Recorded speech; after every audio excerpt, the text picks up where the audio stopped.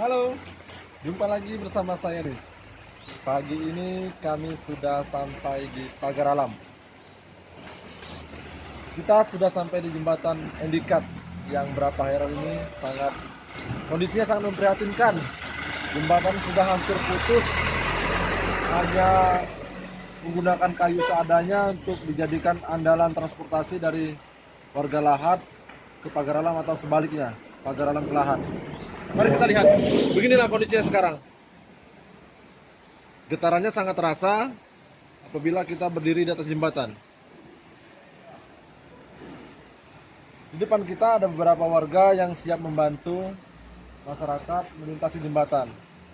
Kita sangat berterima kasih dengan bapak-bapak ini karena berkat mereka bisa menuntun kendaraan supaya tidak terjerumus ke dalam lubang. Semoga jembatan ini bisa cepat diperbaiki sehingga Pagar Alam yang menjadi objek wisata andalan Sumsel semakin ramai dikunjungi masyarakat. Terima kasih.